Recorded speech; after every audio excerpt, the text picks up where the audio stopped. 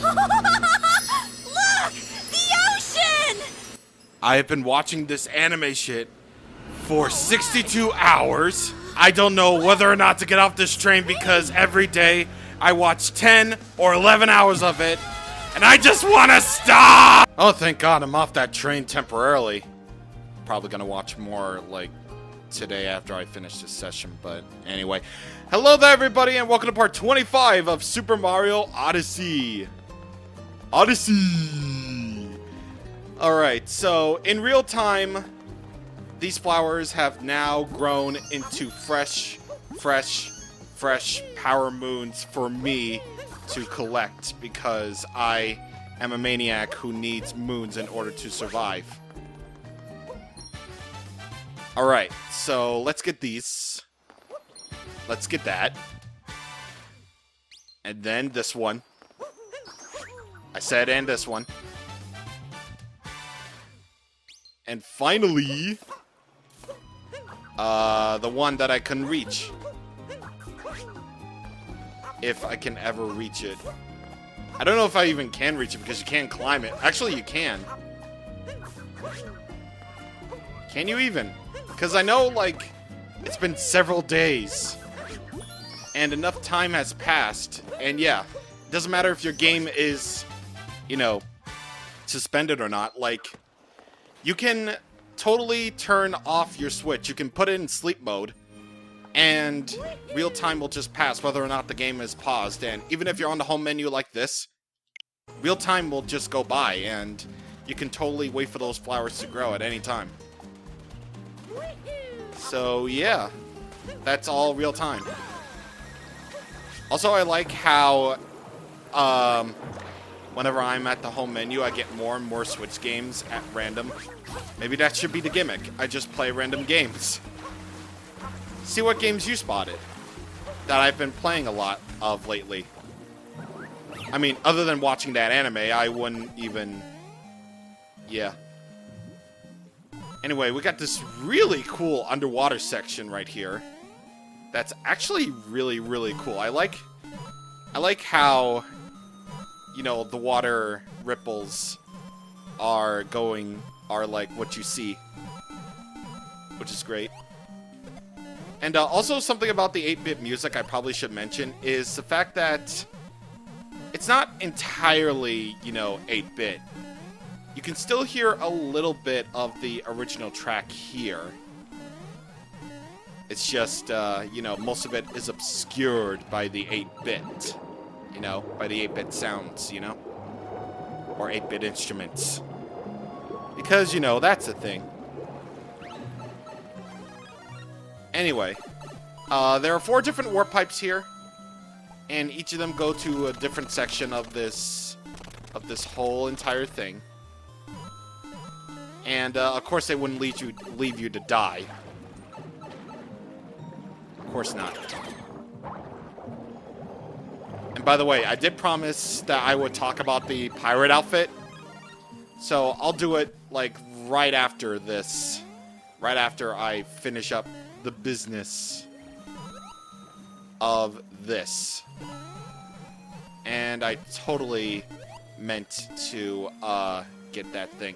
I kind of wish you could grab the shells like you can in the later, you know, 2D Marios, like Mario World, New Mario, you know, all that stuff. Wish you could do that. Wait, can you skip travel to reset? I would seriously appreciate it if you could skip travel to reset that position, because I think you were supposed to. Yeah, I think you were supposed to, you know, get that Koopa shell in there and do stuff. Now, where is it? Now, where's that section, man? It was, like, right over there, I think. But, yeah, about the pirate outfit, now that we have the time. I think Nintendo knew what they were doing when they were, you know... Oh, there it is. I think Nintendo knew what they were doing when they were making costumes for Mario here. Because, now I don't know if this bootleg machine has been released, you know, before or after Odyssey. But I think they got the idea for the pirate outfit. Okay, thank God they reset. I think they got the idea for the pirate outfit from the bootleg machine known as the Zone 60. Yes, you probably saw it on Vinesauce, but yeah. Here's a picture of it. That is actually Mario. That game is that machine is just basically full of stolen assets, including Mario, Kirby, Mother 3, you know, some other things, and Earthbound as well. And yeah, you think they got that idea to completely rip off stuff, but they did. Because that's what they do. Those bootleggers of the Zone 60 knew what they were doing. And they stole assets off the internet. And to make their machine, you know, to make their bootleg machine, they stole assets, including putting Mario in a pirate outfit. So, that's my theory. That's my theory about how this was made. That's my theory. I hope you enjoyed. I'll be available for more theory discussions, never. Alright, so what I did was I booped those invisible blocks into existence on the lower left. And there it is. Treasure. I spent a lot of time on that, so I am extremely thankful that I get to spend as much time as I did. Because I know that time is, you know, very near and dear to me. As that anime clearly predicted. Alright, so here are more purple coins here. And yeah, this is a really big kingdom. It's very intricate in its design. It ain't too big, mind you. Like, probably one of the things that, you know, I like Banjo-Tooie as a game, yes. Like, I keep drawing in comparisons to the other Collectathon games. Well, the other ones meaning Banjo-Kazooie, Banjo-Tooie, DK64, whatever. But considering that I just played a Collectathon for an LP, I feel like it's fair because, you know, I just did. But like, wait, how the hell are you supposed to do that? How are you supposed to do that? Like, maybe, well, actually, no, because... Actually, yeah, I think I know. Alright, let me get this moon first before I go back on my, TED Talks. And yeah, I totally... Come on! Oh, I was right there! I was right there, come on! There we go. Alright, I keep drawing comparisons to like the other Collectathon games I played, but considering that I just played a Collectathon and now I'm playing another one, I feel like I'm in the right to discuss. For my Collectathon games, I like worlds that aren't too big. Like, I like worlds that are big, yeah. There's a reason that I like Xenoblade Chronicles so much, the Xenoblade Chronicles series so much. But like for Collectathon purposes, I like to, for games where you collect things for a living, like power moons, stars, jiggies. I don't know if Gex counts, but for those types of games, I like my worlds to be, you know, just big enough.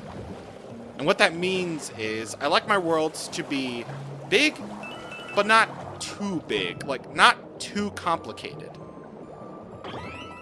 And, Banjo-Tooie, I know I said this for, like, many years at this point, but I commend anyone that can 100% Banjo-Tooie. I honestly commend them. Because I certainly can't. I certainly can't. Like, I like the game. Yeah, I really do. I feel like it does things a lot better than, you know, Banjo-Tooie does. Like, as a sequel, it's... In terms of gameplay, as a sequel, not only do you retain all of your moves, which is really nice, but also, you know, you get to learn new moves on top of that, which is amazing. Like, it builds on the first game, which is really good. But it's just for me, I don't know if this is just purely me or not, but I feel like the worlds in Banjo-Tooie, you know, they start off good, but then get a little too complicated, even for me. I don't know. It's been a hot minute since I've, you know, actually sat down and played Banjo-Tooie. It's been like years. Like, I know I really like Banjo-Tooie as a game. But like its worlds, man, I don't know, like something about me just makes me think like maybe the worlds are a little bit too complicated. Like as you get later and later on, they get a little bit too complicated for my tastes. Like there's a train station in there. Like there's a train station you have to deal with over there. And, you know, from my perspective, freaking Pterodactyl Land, or Terryland, or whatever that world is, the dinosaur world. It was something. Oh, and by the way, this is that area that I've been wanting to reach, actually. You can technically reach it if you have a lot of skills, but I just didn't do it. I just couldn't because, you know, my skills weren't honed enough, I guess. But yeah, I don't know, like, it has a lot of areas, yes. But I'm just saying it can get a little bit easy to get lost in there, you know? In Banjo-Tooie, at least. I feel like as a collectathon, Mario Odyssey and Banjo-Kazooie do a lot better job with keeping the worlds, you know, sizable for my tastes. Like, I like my worlds to be small, but not too hard to understand. Medium, but not too difficult to understand. And large, but not too difficult to understand. If you catch my meaning, you know. And I certainly hope you do. Because that would be incredibly sad if you didn't. But, I'm just saying, I like my world's designs to be relatively simple. You know? Relatively simple. Where things are clearly marked and not anything else. Oh, bonus! Yeah. So, yeah. That's how I like my worlds. To be simple. And easy. And yeezy. To understand. Oh, and by the way, if you notice that I've been getting a lot of coins off screen while on my way to do a lot of things, you would know.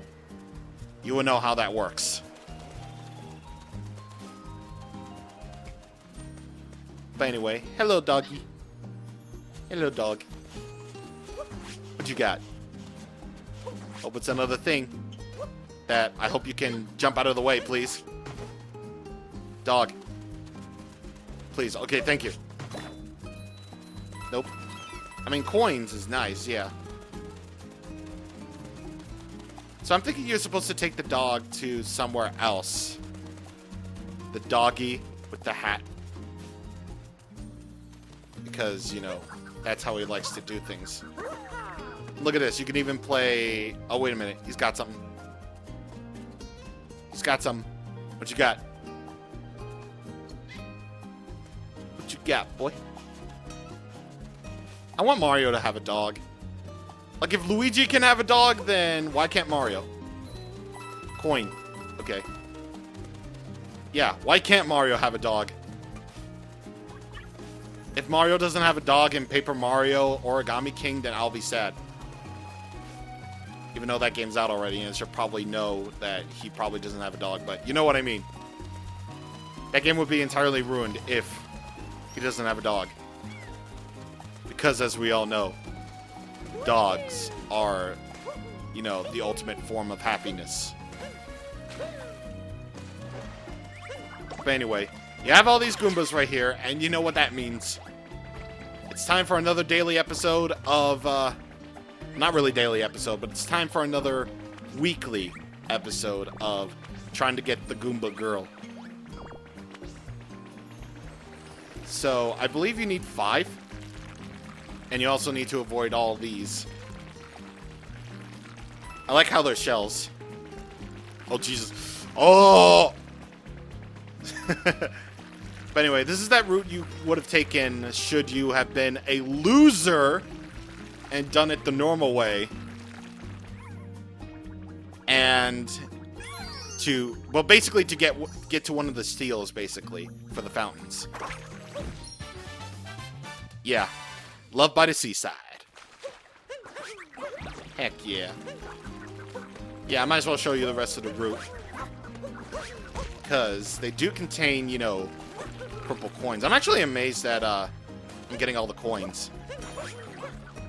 It's just like the moons are like a pure mystery to me. Well, some of the moons are a mystery to me. I've been getting most of them. Oh, and there's some more purple coins right there. Nice. And probably ignoring the dog, because I know the dog has a moon. I know the dog can like dig up a moon, yeah. But I probably just don't want to waste any of you guys' time and just move on. But I like the dog. I like Doggy. I'm gonna name you Hi Doggy. Because, you know, I like Hi Doggy. He was my favorite party member in FF7. At least, well, my favorite party member in FF7. In the original FF7, because as we all know, he's a guest in the remake for some reason. I mean, yeah, it was like 10% of the game left, so yeah. Understandable. There we go. Found on the beach. Good dog. Hi, doggy. Good job, hi, doggy. Wonder if you can swim. Nope. Nope. I'm disappointed. Can't swim. Sounds like my dog in real life. He totally sounds like Finn. Alright, let's see. I have 31. We still got a little ways to go, actually. I know I have to possibly rely on hints here. But then again, yeah, it's like I said. Seaside Kingdom, yeah, I love it. But it's the one that I remember the least when it comes to the moons. So, yeah, you'll forgive me if I seem like I'm completely blanking out on, like, some of these moons. So, I am going... Actually, wait, did I check that hot spring area? Hot Spring Island, yeah. Did I ever check that area to see if there's any? Probably imagine, yeah. Well, yeah, there's purple coins here. Again, the coins, but, like, as for the moons, I'm completely... Actually, I think I vaguely remember about something that's here, which I really hope this is the case. Actually, I hope it's here, because I think I might, yeah, this one. Yeah, this one. This is one I'm thinking of. It is! So this one, we'll finally be using the uproot again. One of my favorites. I like this one. So in this one, you have to beat the lava. Beat the lava while also not trying to get hurt in the process. Because with the uproot, you can't technically leave the ground. So you have to watch out for all those spikes. And also be on the lookout for this moon, too. Okay. Got that. Now, the lava doesn't really go all that fast, so I think you're good. Hurry and stretch. Well, I wouldn't really call it hurry and stretch, but you know what I mean. Wait, does the lava actually go up to the top? I am morbidly curious. Oh god, yeah, it does. Never mind. I was thinking, yeah, it does. Oh my god, but then, you know, it didn't. The lava's a wuss. Any real lava would know that you're supposed to go all the way up there. That's not how real lava does it. Let's see, did I already do that? I think I already did. Wait, did I? Yeah, I did. Yep. I did, so I might have to rely on the good old hint machine here. A hint machine here. Let's get a couple more before we end the video. And speaking of which, I don't even know what the video is going to be in 60 or 30 because VideoPad has this weird thing where apparently now if it detects something that's 30 FPS at the beginning, then it should be 30 FPS for the entire video. So I don't know if this is going to be 30 or not. I mean, I don't really care. But I'm just saying, my editing software is extremely odd like that. So I bought a few more hints because I honestly can't even remember some of these for the life of me. Actually, I think I know I'm really stupid for like admitting this, but I think one of the moons that I didn't really get, or two of them, would be on the little rocket ship thing. That's probably the one of the ones that I'm missing. Or one of the two I'm missing, rather. Yeah, here. We'll do this one, and then we're gonna end the video. So anyway, you got a platforming challenging with some clouds that can be cleared with all the shockwaves in the world. So yeah, you're gonna have to go through the Cloud Sea. Just like another game that I really hope to reference someday. Anyway, do that. Get the shockwaves in there. And of course, these are all your advantage. For you are a master of shockwaves at this point in time. Yeah, at this point. And I think one of them's over here, actually. Yes, here. In the side. Sunken treasure in the Cloud Sea. Yeah! See? Nintendo knew. They knew what they were doing. Again, they knew. I don't need this. I'm good. Ow. Alright. Get this moon and we'll call it a day. Alright. So we got that. And go through the Cloud Sea back to this. Alright. So we've done all that. And hopefully we are going to clean up the rest of Seaside Kingdom next time. Because let's face it, this is a huge kingdom. And I really ought to pay attention more. So let's see what we're going to get next time. Why does it always default to that? Why does it always default to the handsome cap and the black tie suit? I don't understand. There we go. There we go. So yeah, we're going to take care of, hopefully, the rest of the Power Moons next time. See you guys on the next time. Thank you for watching, and yeah.